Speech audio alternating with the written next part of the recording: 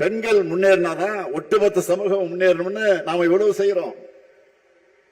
ஆனா ஒன்றியத்தில் ஆட்சி நடத்துகிற பாஜக அரசு என்ன பண்ணி இருக்கு சொன்னாங்களே. தம்பி உதயநிதி சொன்னார், தங்கை கனிமொழியும் குறிப்பிட்டு சொன்னார், நாடு முழுக்க இருக்கக்கூடிய பெண்களுடைய வாழ்வாதாரத்துக்கு துணையாக திட்டம் எது? மகாத்மா காந்தி பெயரில் 100 நாள் வேலை திட்டத்தை இன்னைக்கு இழுத்து மூடி இருக்கிறாங்க. நான் டேட்டாவோட சொல்றேன். கடந்த 4 ஆண்டுகள்ல 100 நாள் வேலை திட்டத்தில் பயனடைந்தவருடைய விழுக்காடு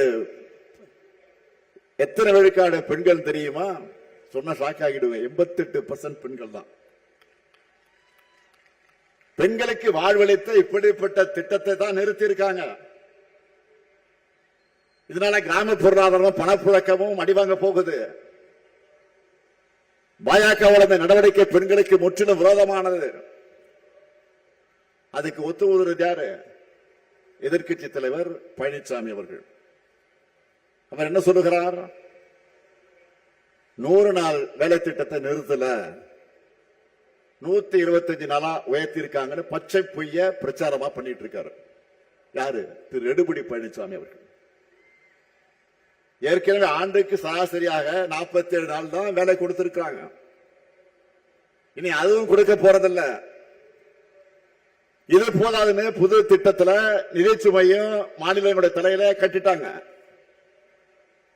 இன்னும் எக்கச்சக்க கண்டிஷன் போட்டிருக்கிறாங்க. அதெல்லாம் வச்சு பார்த்தா இதுவரை கிடைச்ச 40 சொச்ச நாள் கூட இனி வேலை தெரியாத, கிடைக்குமான்னு தெரியாத நிலையில நாம இருக்கோம். எதையாவது படிச்சாதுன்னா இதெல்லாம் திரு பழனிசாமிகளுக்கு புரியும்.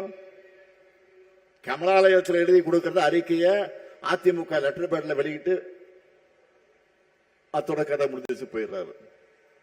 ஒருபடி மேல போய் பாஜக சங்கிகளை கூச்சப்படக்கூடிய அளவுக்கு 100 நாள் வேலை திட்டத்தை அது ரத்துக்கு முட்டு கொடுத்து கத்துறாரு, சுத்துறாரு. இப்படிப்பட்ட துரோகங்களையும் தடைகளையும் தாண்டித்தான் திராவிட மாடல் ஆட்சியில நாடே திரும்பி பார்க்கக்கூடிய சாதனைகளை நாம பண்ணிக்கிட்டு இருக்கிறோம்.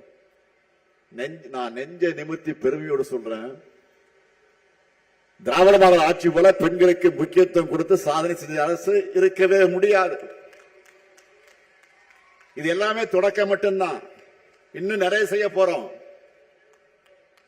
திராவிட மாடல் 2.0 இப்ப இருக்கக்கூடிய திட்டங்களை விரிவுபடுத்த போறோம். இதெல்லாம் மக்கள்கிட்ட போய் சேரணும்னா நீங்க தான் வீடு வீடாக போய் பிரச்சாரம் பண்ணணும். என்னதான் ஆண்கள் போனாலும் அவங்களால வாசற்படி வரைதான் போய் பிரச்சாரம் பண்ண முடியும். இதே பெண்களான நீங்க ஆளுக்கு போலாம், கிச்சன் வரைக்கும் போலாம்.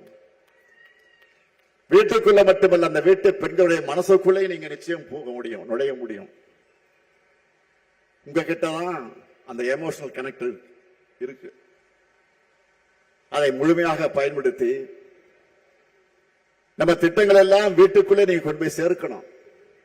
உரிமை தொகை, விடியல் பயணம், புதுமை பெண் போன்ற பல்வேறு மகளிர் நல திட்டங்கள் தொடரணும்னா இந்த ஸ்டாலின் திராவிட மாடல் ஆட்சி தொடர வேண்டும் என்று நீங்க எடுத்து சொல்லுங்க. உங்கள் மகளிர் அணியில எல்லாருடைய பணிகளையும் நான் உன்னிப்பா கவனிச்சுட்டு தான் இருக்கேன். சோசியல் மீடியாவுக்கு இப்போ பெரிய அளவு ரீச் இருக்கு. அதை நாம முழுமையாக பயன்படுத்திக்கணும்.